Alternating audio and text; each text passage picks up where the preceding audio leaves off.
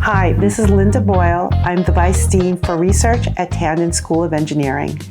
At some point in each of our lives, if we are lucky, we have someone who inspires us and helps us achieve our utmost. The annual Strata Gallup Alumni Study consistently finds that having an encouraging mentor is among the single most important correlates to achieving academic and career success. Positive and productive relationships don't just happen by chance. Both faculty mentors and student mentees have important roles to play and obligations to fulfill. I think communication and work styles is probably like the most important thing to know. My advisor sent out a form before I joined asking me like how I like to communicate, how I like to be managed, whether it's more hands-on, hands-off, things like that. And I think that's helped him tailor his like mentoring experience for me specifically and to other people in the lab.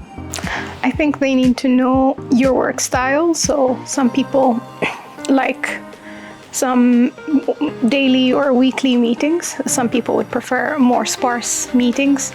Some people feel micromanaged if the mentor keeps checking up on them.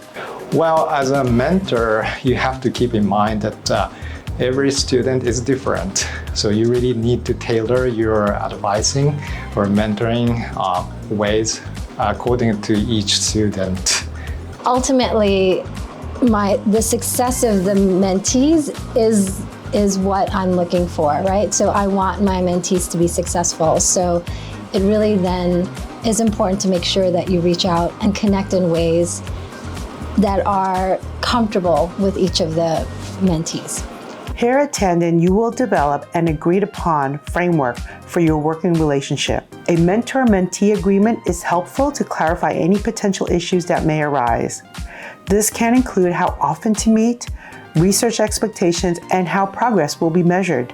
No matter what framework your mentor-mentee agreement takes on, there will be some important elements to keep in mind.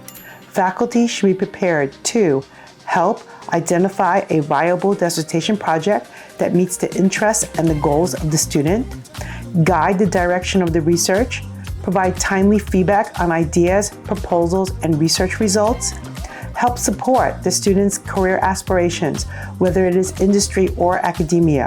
This includes providing letters of recommendations, counsel as needed on postdoctoral training or other job opportunities.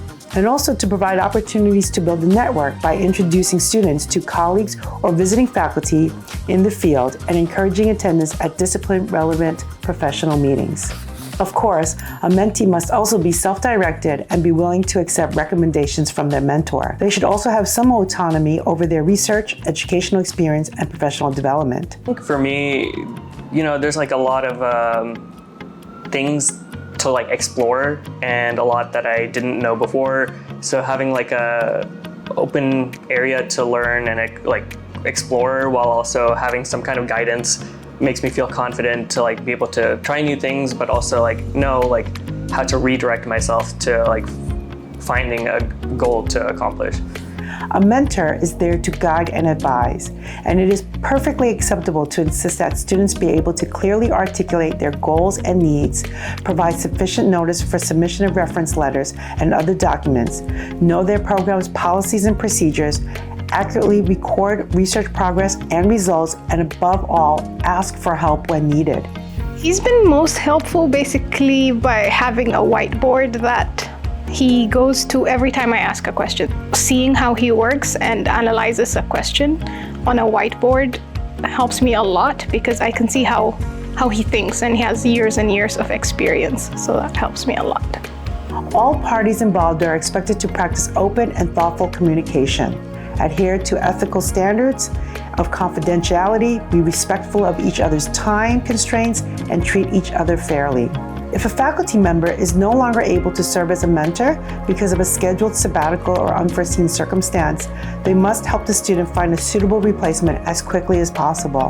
What did I learn about it? It's basically how to work collaboratively, but with someone who has 10 or 20 years more experience than you. They are the authority on the subject, but also what you know or what you bring to the table is new and fresh. So I think you have to learn how to balance those things, how to balance their idea versus your ideas and so on.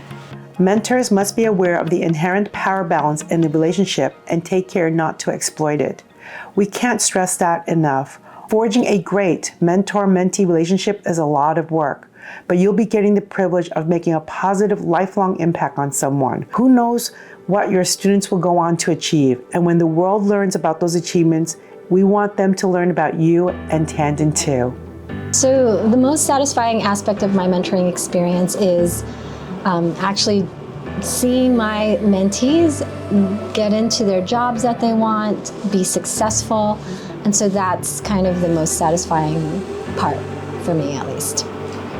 The most rewarding and satisfying aspect of mentoring is the ability to witness the growth and the development of our students, and then basically seeing the students overcome their challenges, develop confidence, and achieving goals. I think this is really satisfying for me.